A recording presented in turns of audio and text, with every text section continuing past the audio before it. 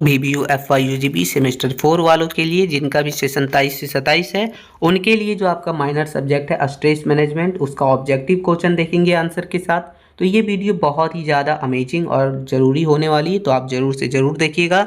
इससे पहले आपका सब्जेक्टिव करवा दिया गया है, तो आप नहीं चेकआउट किए तो डिस्क्रिप्शन में लिंक है, आप जाके एक बार ज़रूर से ज़रूर चेकआउट कर लीजिएगा। तो देखिए दोस्तों, हम क्वेश्चन शुरू करते हैं। पहला क्वेश्चन है हमारा कि तनाव का सबसे सामान्य लक्षण क्या होता है, यानी तनाव का सबसे सामान्य लक्षण जो हमारा होता है वो चिंता होता है और चिड़चिड़ापन वगैरह होता है। आगे दूसरा क्वेश्चन है कि तनाव शरीर के किस तंत्र को सबसे ज़्यादा प्रभावित करता है, तो हमारा जो तंत्रिका तंत्र होता है उसे ही जो है स्ट्रेस सबसे ज़्यादा प्रभावित करता है। ठीक है, आगे क्वेश्चन नंबर तीसरा देखेंगे दोस्तों कि क्वेश्चन नंबर तीसरा है कि सकारात्मक तनाव को क्या कहते हैं, यानी कुछ तनाव हमारा सकारात्मक भी होता है, तो उस तनाव को हम लोग जो कहते हैं वो कहते हैं यूट्रेस। क्या कहते हैं? यूट्रेस।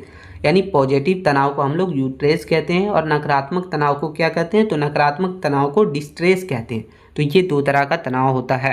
आगे क्वेश्चन नंबर पाँचवा हमारा कि तनाव प्रबंधन के तरीके में क्या क्या शामिल है, तो तनाव प्रबंधन के तरीके में योग हो गया आपका, योगा, फिर ध्यान हो गया, मेडिटेशन वगैरह, फिर विश्राम तकनीक वगैरह हो गया। तो ये सभी चीज़ें जो है तनाव प्रबंधन के तरीके में शामिल है।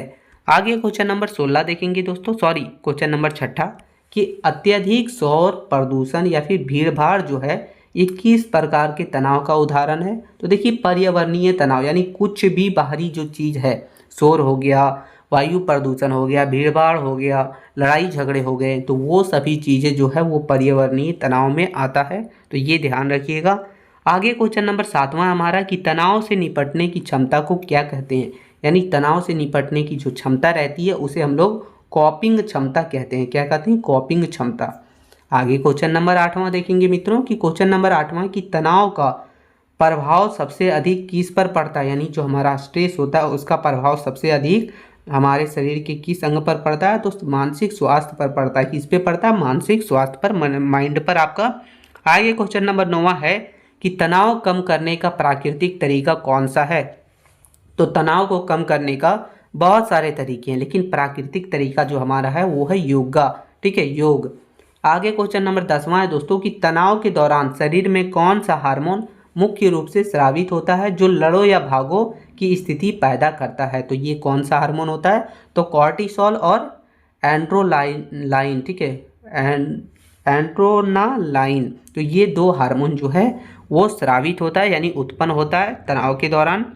आगे क्वेश्चन नंबर 11 हमारा दोस्तों कि मानसिक तनाव के लंबे समय तक बने रहने से उसका क्या परिणाम हो सकता है, यानी मानसिक तनाव ज़्यादा समय तक रहता है तो उसका क्या नुकसान हो सकता है। तो वो जो है हमारा शारीरिक और मानसिक बीमारी जैसे डिप्रेशन वगैरह या फिर आपका हार्ट रोग वगैरह ये हो सकता है लंबे समय तक अगर मानसिक तनाव बना रहता है तो।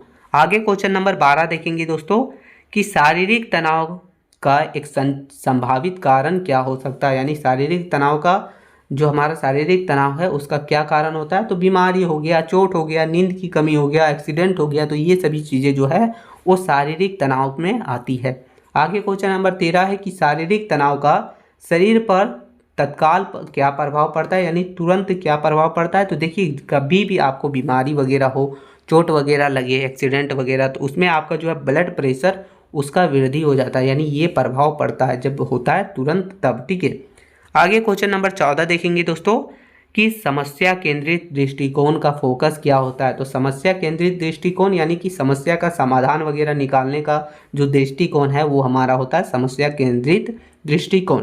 आगे क्वेश्चन नंबर 15 है कि भावना केंद्रित दृष्टिकोण किस पर आधारित है, तो ये भावनात्मक प्रतिक्रिया, यानी इसमें क्या किया जाता है, आप अपने मित्रों के साथ, अपने परिवारों के साथ अपने बातों को साझा करके जो है अपना स्ट्रेस को कम कर सकते हैं। तो ये है भावना केंद्रित दृष्टिकोण।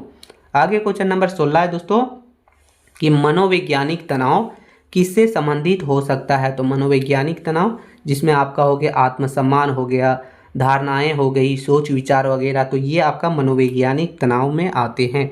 आगे क्वेश्चन नंबर 17 जो हम लोग देखेंगे वो है कि फिजियोलॉजिकल तनाव का एक दीर्घकालीन दुष्प्रभाव क्या हो सकता है, यानी फिजियोलॉजिकल प्रभाव से एक लंबे समय तक रहने से उसका क्या दुष्प्रभाव हो सकता है, तो कमजोर रोग प्रतिरोधक क्षमता हो जाती है, यानी हमारे अंदर जो प्रतिरोधक क्षमता है वो कमज़ोर हो जाती है। ठीक है, आगे क्वेश्चन नंबर 18 देखेंगे कि वायु प्रदूषण और अत्यधिक गर्मी किस प्रकार के तनाव के उत्पन्न होती है।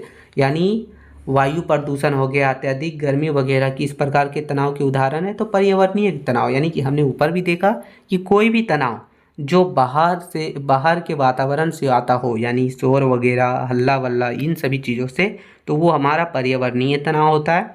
आगे क्वेश्चन नंबर 19 है दोस्तों कि तनाव प्रबंधन का अंतिम लक्ष्य क्या होना चाहिए। तो तनाव प्रबंधन का अंतिम लक्ष्य जो हमारा होता है वो होता है कि एक संतुलित जीवन जीना और तनावपूर्ण स्थितियों का सामना करने सीखना।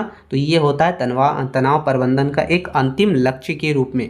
आगे क्वेश्चन नंबर 20वां हमारा कि योग का कौन सा घटक मन की स्थिरता के लिए सबसे अधिक प्रभावी माना जाता है। तो योग का कौन सा घटक है, तो ये हमारा है ध्यान और धारणा, यानी कि मेडिटेशंस वगैरह। ठीक है, तो ये टोटल 20 प्रश्न थे आपके, जो कि स्ट्रेस मैनेजमेंट के लिए सेमेस्टर 4 वालों के लिए। तो यही 20 प्रश्न अगर आप कर लेते हैं तो आपका जो 5 क्वेश्चन पूछा जाएगा दोस्तों ऑब्जेक्टिव, सो यहीं से आएगा। आपको कहीं भटकने का ज़रूरत नहीं है, आपको सब्जेक्टिव भी पहले ही करवा दिया गया है, तो डिस्क्रिप्शन में लिंक है, अब जाके एक बार ज़रूर से ज़रूर चेकआउट कर लीजिएगा। यही छोटी सी वीडियो थी, हेल्पफुल लगी लाइक कर दीजिएगा। मिलते हैं नई वीडियो में, तब तक के लिए जय हिंद मित्रों।